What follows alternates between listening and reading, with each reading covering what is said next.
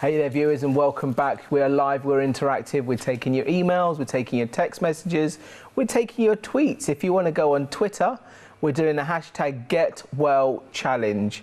Send us a tweet and we'd absolutely love to read it on air for you. We'll go through some of the emails that we've been receiving over the last hour of the show. This one's from Satinder. Hi, Si and Felicity. I hope you had a blessed Easter. Great programme. I've been eating a lot of greens and drinking wheatgrass. I take my vitamin D and C. I also take CQ10 and niacin after your advice. Good. I still seem to be very tired. What am I doing wrong? I have a busy life being a mum of 4 young children. I sometimes get so tired I feel vulnerable. If I'm taking the right steps to better my life, why do I feel so tired? Could it be more to it, like pain of a broken heart and sadness of my past scars, of what I went through?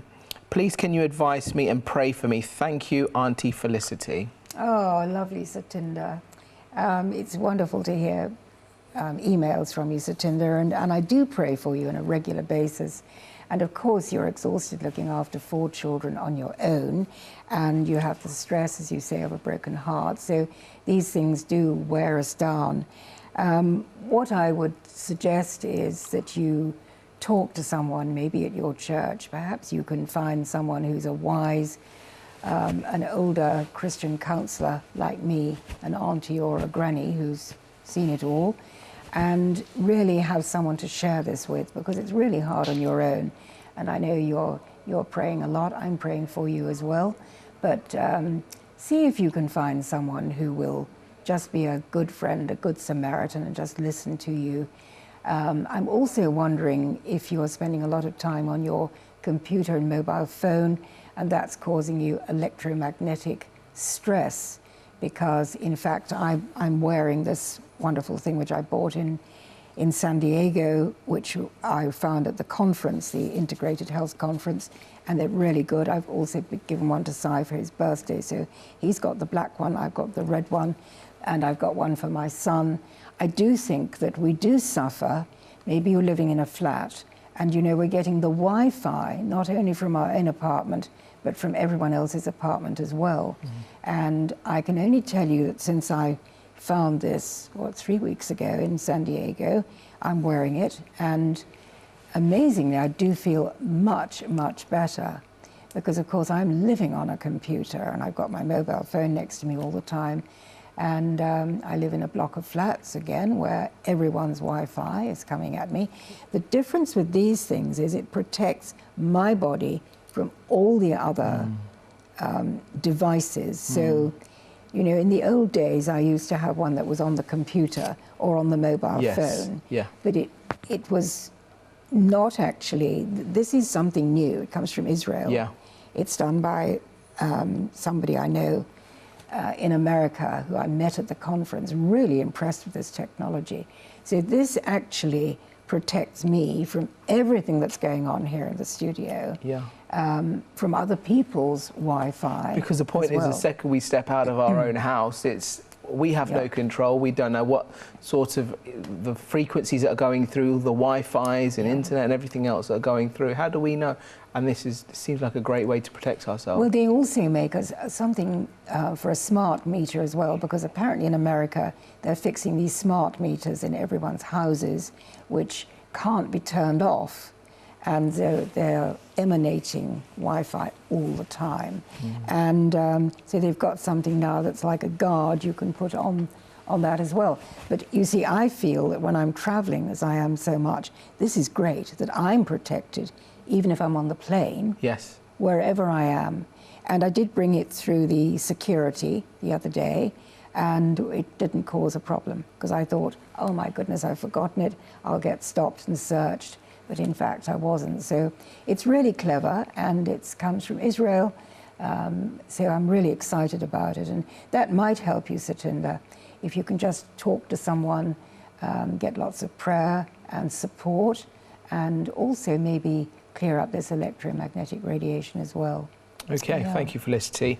We've also got a viewer sent in a text message saying, what are your thoughts on wheatgrass capsules? Are they any good?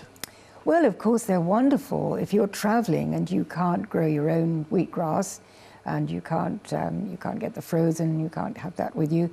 So, yeah, I think the capsules are really good. The other thing is if people don't like the taste of the wheatgrass, they can actually swallow them down. I think they're wonderful. They make barley grass capsules and wheatgrass capsules. So both are good, yeah. Excellent. I just want to reiterate what lovely Felicity has spoilt us today with this lovely lettuce and hummus. And hummus, yes, that's right. Excellent. It's so easy to make and at tastes, absolutely. Oh, I'm glad. That's really good. Delicious. Oh, there you go. That's excellent. Delicious. Well, I should be making it for my son and my daughter next week and all the little children, so... And it's such a practical way. If you're in the office, you're hungry, you want a snack, you want your lunch, they're so filling at the same time. It's good, isn't it? It's really good. And it's Very so easy good. to pack up and just put in a little bag like that. Excellent, So- Felicity. Thank you. I'm glad you appreciate it, Si. That's good. Thank you, Auntie Felicity. Dear Felicity, let's have a look at... is it possible to hurt yourself when doing the colonics? No, it's not, actually. The thing is, you've got to be really, really careful. You don't have too hot water. Obviously, you get blood heat. You know, when you're bathing a baby, you put your hand in the water first, make sure it's all right. So with this, you make it tepid because it's going in the body. And you can use coconut oil to gently insert the thing. Interestingly, this kit also has a douche applicator as well, which is a different shape. And the ladies will know what that is for, and the gentlemen needn't bother about that, but that is also a douche applicator. So it has a dual purpose. No, you can't hurt yourself as long as you insert it just gently with the coconut oil. Nothing, absolutely nothing should hurt. You're going into the colon, you're only going in that much, because I had one person who said, I'm having difficulty in getting the whole tube round. Can you imagine? Wow. Wow. So anyway, it should only go in that much. And of course, I do send a 32-page booklet, which I email to people, which has diagrams and absolute explanations. Excellent. So, yeah. Are you demonstrating it in the diagram? No, I thought you'd do that, Si. I thought I'd leave that to you. You're younger. Alrighty, Hermit's asking us, hi there, great programme, thank you to you both. Can you give me some advice for my child of 5 years old? He has asthma problems. What could you recommend apart from inhalers or medicine? Right, well, the first thing is to get him off all the dairy, because that's what's clogging the children up. It's really distressing when they have asthma at that age because they can't breathe, they get very frightened. And I've got a 5-year-old granddaughter. I know how she would be if she was frightened. She'd be very, very scared of that. So immediately get off all the dairy. You can start doing the inhaling with the colloidal silver, with the cinnamon, clove and thyme. So it's the good old-fashioned inhaling with the warm water.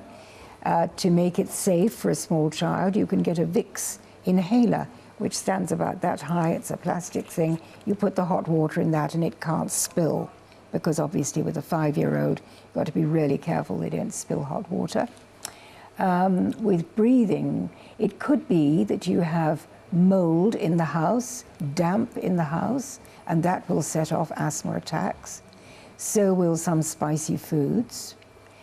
Something that you could try with this little chap is peppermint tea. Peppermint is really good for opening all the respiratory system in the body. Okay.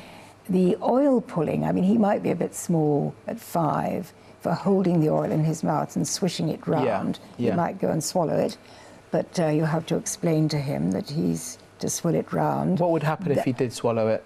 Well, he's swallowing the bacteria from the ear, nose and throat. I mean, it's nothing desperate, but obviously it's better to be spitting that out. Of course. I find that's very good for the breathing. And also keeping warm, you know, having something warm around here, because it's been a jolly cold winter, and if they're in a cold climate, then the children are worse with the asthma, especially in the damp. I notice immediately, I'm better here in Spain, because it's warmer, drier air most of the time, and the mountain air as well, opposed to, you know, when we're in a town and you can smell the pollution, the cadmium, the heavy metals that are emanating from the cars. And my wife used to have a lot of asthma problems when we were in London. Daily, and quite often we'd have to be send her to the hospital on an emergency. It's scary. Since moving to Spain, it's just had virtually no asthma problems. That's wonderful. And it's incredible. It's just a change of environment, change of atmosphere, and the fresh air.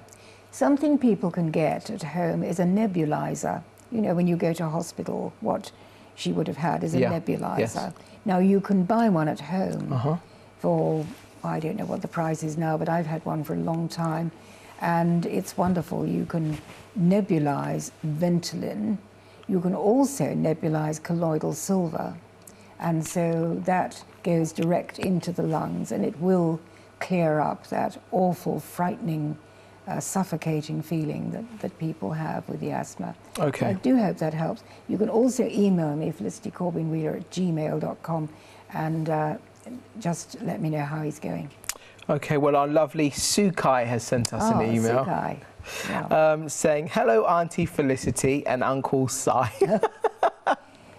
You've been elevated as well. That's good. Shalom, Felicity, I have success. I have managed to grow the Harvest organic wheatgrass. Oh, fabulous. I am so enjoying my green juices. It's awesome. Thank you so much, and blessings from Sukai. Do you know, that's wonderful, Sukai, and something, because I know you come from Sierra Leone. The thing is, if only people in those countries where they're suffering from the Ebola and also AIDS, if only people would really get into the wheatgrass. You know, it's easy to grow, especially in that beautiful African sunshine. And if only people would learn about the wheatgrass in Africa. As you know, I work with my web director who's Ugandan, and we're really trying to open this up with his radio station in Africa to let people know that God has provided this wheatgrass for us. Wheatgrass can actually really address AIDS and any of these chronic degenerative, horrible virus diseases that are plaguing us. Because it's when we build the immune system up that the whole body will get well. And I have a friend who has an orphanage for children in Lesotho, and I've said to her, do get the children starting to grow the wheatgrass themselves, because then they can get themselves well, and they can also get the community well. Yeah. Okay. Well, we talked about earlier sunshine, fresh air, and we can get that with vitamin D as well. So let's take a look at our next clip. This is talking about the vitamin D deficiency. Talking with Dr. James Dowd, the author of the Vitamin D Cure. How did you first discover that you were deficient, and how did you get out of that hole, so to speak, and talk about your history with vitamin D? Well, so my story is that I was raised in Texas, in Houston, Texas, so the southern part of Texas. And I was on the swim team, and I rode my bike a lot, and I was outside all the time. And most of my training was done in Texas. I did my undergraduate there, I did medical school there, I even did my fellowship there in rheumatology. And so I met someone during my fellowship, and when we moved back to her home state of Michigan, things were okay for 2 or 3 or 4 years. And then about 4 or 5 years into living in Michigan, I just didn't feel well. The quality of my sleep deteriorated. I started getting muscle cramps, and my hands would, the end joints of my fingers, and being a rheumatologist, I knew, okay, this is probably early osteoarthritis, but why is it happening to me at only 40 years of age? And I'd wake up in the morning, particularly at the end of winter and in the early spring, and I could hardly make a fist, and it hurt for patients to shake my hand. I said, something's not right here. And it was weird that it was coming, the first few years it was only in this certain time of year that I would have these symptoms, and then it started becoming more year-round symptoms. And what was odd was I was seeing this happening to myself, and then I would go to the office and talk to patients, and they would tell me the exact same story that I was feeling myself. And I was thinking, okay, whatever's happening to me is happening to my patients too. And then I stumbled across a handful of patients. These were actually African Americans in the office, patients who came in with diseases that were vaguely possibly related to vitamin D deficiency. And I thought, well, I'll check a vitamin D level, see what it is. And their levels, several of them were undetectable. And I thought, okay, this is bizarre. I was always told in training that, all you need is casual sun exposure. And that casual sun exposure definition was, 10 or 15 minutes exposure of your hands and your face. That's plenty, okay? Well, clearly these people were getting that. Why did they have no vitamin D at all in their blood? And then I would go through the process of replacing their vitamin D, and all kinds of symptoms were getting. Their aches and pains went away, their fatigue went away, they were sleeping better, and I thought, okay, something bizarre is going on here, and I need to know more about this. And so at that point, I became very interested in vitamin D, started measuring it much more often in my patients, and started vociferously reading all the science about vitamin D. And when I looked up after about a year or two, I had read, I don't know how many hundreds of papers on vitamin D, and I was really in a completely different place about how I thought about people's illnesses, and what I could do for them. And that maybe even some of these patients you could cure by simply changing their lifestyle or supplementing with targeted supplementation. You could eliminate the symptoms that they were coming in with. So it was really an eye-opener and a game changer for me. Hi viewers, and welcome back. Just a little view there of talking about vitamin D deficiency. Felicity, not long till the end of the show, so let's go through some of the emails. Dear Felicity, what can I do to ease pain from shingles? And that's from Maureen. Oh, right. Well, poor Maureen, shingles are really painful, and I had it last summer because I went home and the children had had chicken pox. And so although my immune system's fairly good, I did get it. One evening about 5 o'clock, I noticed intense pain on the scalp, the forehead, going into my right eye. Wow. And I looked with horror and saw these typical shingle rash. And I thought, it's going to go into my eye. A friend of mine lost her sight with it, so I was very worried. I went straight down to my friendly chemist, who knows me quite well, said he would give me the antivirals there and then, as long as I go to my doctor the next day and get a prescription, which I did. I also I took a lot of vitamin C, orally. I took about 10 grams that evening, 10 grams the next day. I put colloidal silver, this wonderful nature's antibiotic, on the cloth, and I put that right on the area and on my head. And on the third day, it had gone. And where does one get a colloidal silver from, Felicity? The colloidal silver in any health food shop. But I did use the antiviral tablets from the doctor, and you see, this is the joy of integrated medicine. I'm not knocking allopathic medicine as well. We need the best of everything put together. Mm-hmm. But the vitamin C and the colloidal silver certainly gave me a great, great boost as well, because most people who just have the antivirals don't get rid of it that quickly. I also obviously did the colonics, I did the juicing, and within 3 days I was okay, which was important because my daughter was having a baby the next week. Wow. And I was looking after the children. Sure. So I had to get myself well quickly. So Maureen, I hope that works for you. Okay, I've just got some of the emails. Hi, I just wanted to know, what do I do for a 13-year-old boy who is still wetting the bed every night, even though he's waking up to go to the toilet? What can she do? Poor little chap, he'll be so stressed, and so will his mother. It's usually stress, it's urinary infection maybe. So again, do the colonics, really get him detoxed with the green juices. There's something that is just really damaging the bladder, and also it's probably the stress. So check on the bullying situation, what is happening, and go and see a doctor about it, because maybe he has got a urinary infection. If he has, the best way to get rid of it is do all the stuff that we're doing on the Get Well, Stay Well program. So yeah. I hope he gets well very soon.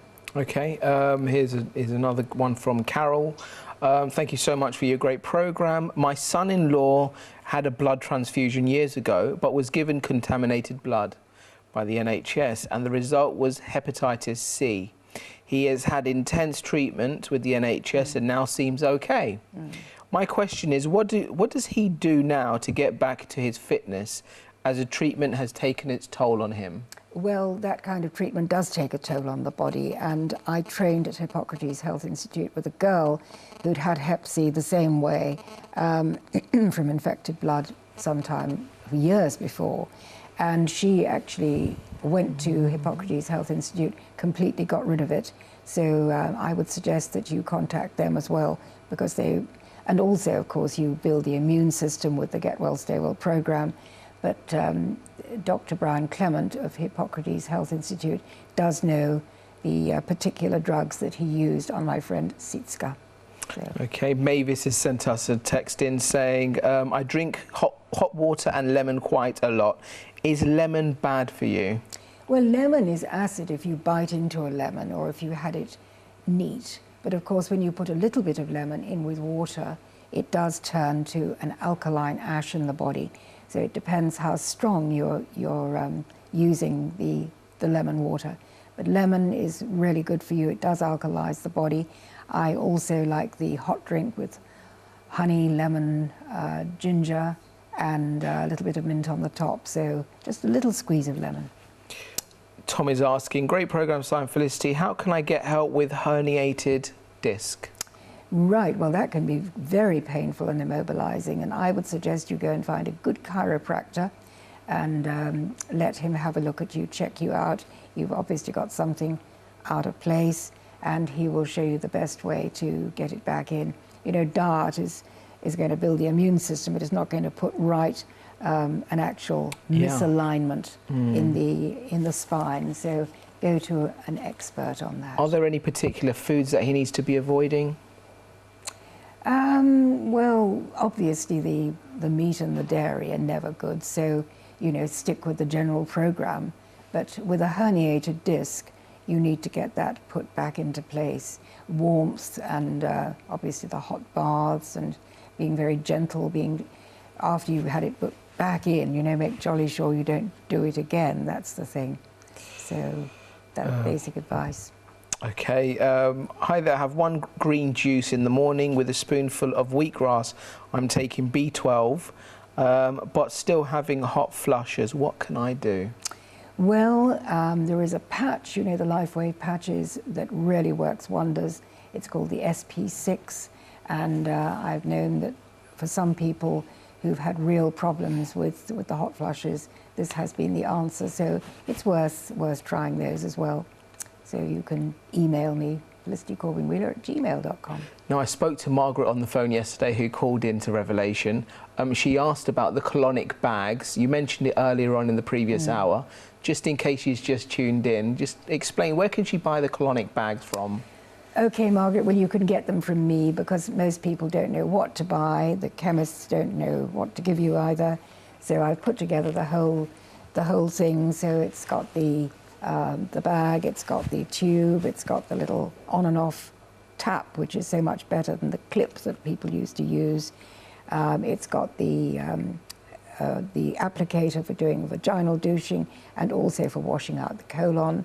And also you've got the little implanting tube, so it's called a bulb, and you just suck up the wheatgrass or the probiotic or the aloe vera or any other, maybe chamomile tea, which is very sedative, and you just pop that into the body, and there you go. You've got a complete kit there, and one kit should last you for life. I still have the same one I used many, many years ago. You just wash it out with soap and water, and instead of paying £80 a go for going to a colonic hydrotherapist, this is a kit you do at home.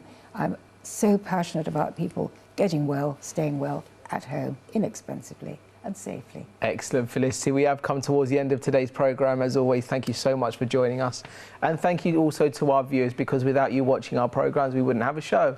We really do hope that we've encouraged you today to maybe change your lifestyle, change your food diets, change your lifestyle, change your exercising, just increase and improve the way that you're living. You'll feel better for it. It really does help your mind. Stay positive, keep smiling. And thank you as always. We really do look forward to seeing you same time next week on Revelation TV. Have an amazing day and God bless. Bye.